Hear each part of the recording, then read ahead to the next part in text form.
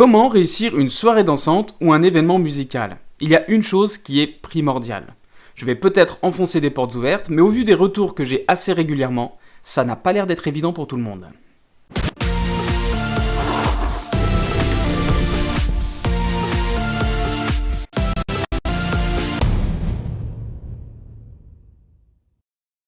Bonjour, c'est Vicinco et bienvenue sur cette chaîne où on parle d'événementiel.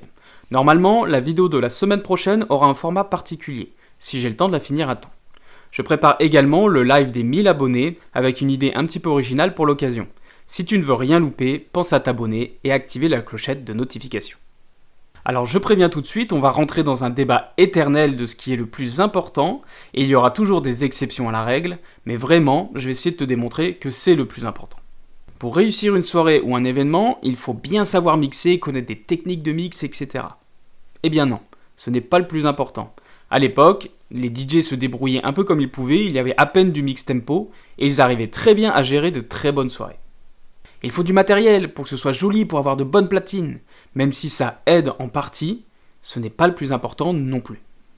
Je vais revenir sur le fait que souvent on me dit que ce ne sont pas des bons DJ, mais le plus important, quoi qu'il arrive, ça restera toujours la sélection musicale.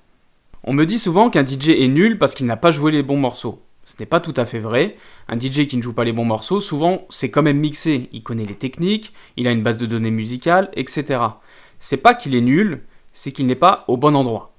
Après, si on lui explique le cadre musical dont on a besoin et ce pourquoi on l'embauche, si le DJ n'en fait qu'à sa tête, c'est juste une tête de mule. Et des têtes de mule, il y en a pas mal dans notre métier. Donc ce sont des bons DJ techniquement, ils sont juste pas à leur place et ils n'ont pas envie de changer leur univers musical. Le titre de la vidéo, c'est comment réussir une soirée dansante ou un événement musical. Et j'ai fait exprès de citer un événement musical, parce qu'au final, un événement musical n'a pas forcément besoin de DJ. Donc tu comprends que ce que fait le DJ en soi n'est pas la clé de la réussite. Le DJ permet d'embellir, de faire des choses un peu plus sympas, si on y ajoute en plus de la lumière, etc. Ça embellit l'événement, bien sûr. Mais si la sélection musicale est nulle, ça ne servira à rien. Exemple que j'ai déjà rencontré. Si tu dois travailler dans un bar latino, tu ne vas pas jouer du hardstyle à 150 ou 160 BPM. Ça n'a aucun sens. Comme en mariage, sauf exception, parce que je le rappelle, il y a parfois des exceptions, parce que c'est des fois ce que l'on te demande. En mariage, tu joues en général pour des 10 à 70 ans, donc tu ne vas pas jouer le top 40 des 6 derniers mois. C'est pareil, ça n'a aucun sens. Si on prend un cas totalement exceptionnel, voire presque absurde, d'un événement musical, admettons un enterrement. Tu comprends bien que tu vas devoir choisir de la musique adaptée à un enterrement. Tu vas pas mettre des musiques joyeuses, etc. Ça paraît logique. Pour tous les événements, c'est la même chose. Il faut une sélection musicale logique, en rapport avec l'événement ou avec le lieu, etc. Si tu es DJ et que tu n'as pas envie de changer ton style musical, ça peut se comprendre, c'est ton droit. Eh bien, crée ton concept de soirée, dans lequel ton style musical est identifié. Les personnes qui te feront travailler, qui achèteront ton concept de soirée, t'embaucheront justement pour ce concept, pour cette ambiance musicale. Et donc là, c'est toi qui gères, tu as créé ton univers. Avec la crise, comme les clubs étaient fermés, il y a pas mal de DJ qui se sont orientés vers de l'événementiel. C'est très bien.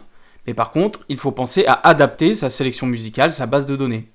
Si tu n'as pas envie de t'adapter, si tu n'as pas envie de faire ce que l'on te demande, eh bien tout simplement n'accepte pas ces contrats-là. Ça ne sert à rien, de toute façon tu vas te faire défoncer.